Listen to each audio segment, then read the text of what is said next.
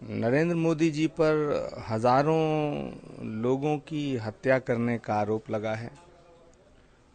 और एक देश में जो परसेप्शन होता है ना, जैसे इमेज, तो कानून की दृष्टि से नरेंद्र मोदी संभवतः बरी हो गए हैं या बरी हो जाएंगे, मगर देश की जनता में जो उनकी छवि है, मैं ये कहना चाहूँगा कि इस देश में दो नाम ऐसे हैं जिनसे देश में दहशत फैलती है। एक नाम है इंडियन मुजाहिदीन का और दूसरा नाम है नरेंद्र मोदी जी का। दोनों ही नामों से दहशतगर्दी की बू आती है। जहां तक संत समाज का प्रश्न है, तो नरेंद्र मोदी जी संतों का आशीर्वाद लेने नहीं आ रहे हैं। मुझे बड़ा दुख हो रहा है ये कहते हुए, और हरिद्वार के इतिहास में शायद ये पहली बार हो रहा है कि किसी नेता का आशीर्वाद संतों को प्राप्त होगा। नरेंद्र मोदी जी उसमें मुख्य अतिथि हैं। वो भारत के संतों के प्रति नमन करके उनका आशीर्वाद लेने नहीं आ रहे हैं। चंद लिफाफे और दक्षिणा और धनी संत जो हैं बाबा रामदेव जी के यहां इकट्ठा होंगे, जो आम जनता से दूर हैं।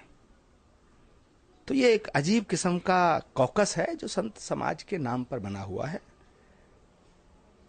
मुझे नहीं लगता कि नरेंद्र मोदी जी संतों का आशीर्वाद लेंगे। अफसोस के साथ कहना पड़ रहा हूं कि नरेंद्र मोदी जी का आशीर्वाद संत समाज लेगा। लेकिन ये देश गंगा जमनी तहजीब का देश है, भावनाओं का देश है, प्रेम सद्भाव त्याग तपस्या बलिदान का देश है, करुणा का देश है, क्षमा का और दया का देश है, गंगा जमनी तहजीब का देश है इस देश। और प्रधानमंत्री किसी पार्टी का नहीं होता है, न राज्य का होता है, प्रधानमंत्री देश का होता है।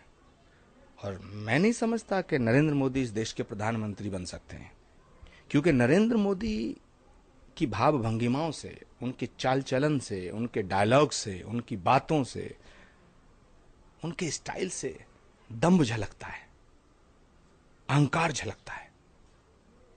और देश का प्रधानमंत्री अहंकारी नहीं, अत्याचारी नहीं, विनम्र होना चाहिए, विनम्र होना चाहिए।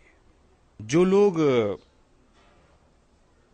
प्रेम सौहार्द मोहब्बत की विचारधारा पे चलते हैं, वो लोग कभी नहीं चाहेंगे कि नरेंद्र मोदी जी इस देश का प्रधानमंत्री बने।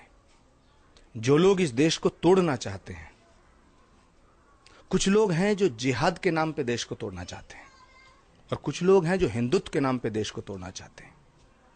हिंदुस्तान की आजादी में हिंदुओं के साथ मुसलमानों का भी खून शामिल है।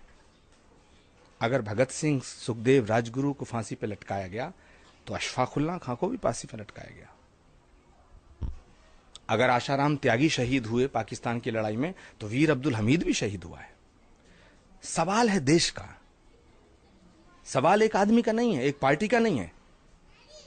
देश में आग लगा करके अगर किसी को कुर्सी मिल जाए, तो क्या ये देश के लिए अच्छा होगा? मुझे नहीं लगता कि सभी संत नरेंद्र मोदी का समर्थन करेंगे, क्योंकि इस देश के संत इस देश के हैं, किसी राजनीतिक पार्टी के गुलाम नहीं है। चंद राजनीतिक पार्टियों ने संतों का बड़ा दोहन किया है, कबीराम के नाम पर, शिलाओं के नाम पर, खड़ाओं के नाम पर। मैं नाम नहीं लेना चाहता, लेकिन सभी जानते हैं। कुछ लोग मानते हैं कि मोदी बीजेपी से ज्यादा बड़े हो गए हैं, तो संत समाज इस बारे में क्या? मोदी जितने थे उतने ही हैं, बीजेपी छोटी हो गई है। बीजेपी के हाथ में नरेंद्र मोदी नहीं है, आरएसएस के हाथ में नरेंद्र मोदी नहीं है। नरेंद्र मोदी की कठपुतली बीजेपी और आरएसएस है। वहां अडवाणी या बौने हो गए, सुषमा जी का कोई वजूद नहीं बचा है, राजनाथ सिंह नाम के अध्यक्ष हैं। जब राजनाथ सिंह जी नरेंद्र मोदी एक साथ बैठते हैं, तो उनकी भाव भंगिमाओं से झलकता है कि जैसे नरेंद्र मोदी राजा की तरह बर्ताव करते हैं, ये सब चाकर की तरह रहते हैं। इनके हाथ में नहीं नरेंद्र मोदी। नरेंद्र मोदी जैसे चाह रहे हैं मूवमेंट कर रहे हैं, मूव कर रहे हैं, और ये सोची समझी रणनीति है। लेकिन मुझे ऐसा लगता है कि नरेंद्र मोदी इस देश के प्रधानमंत्री नहीं हो पाएंगे।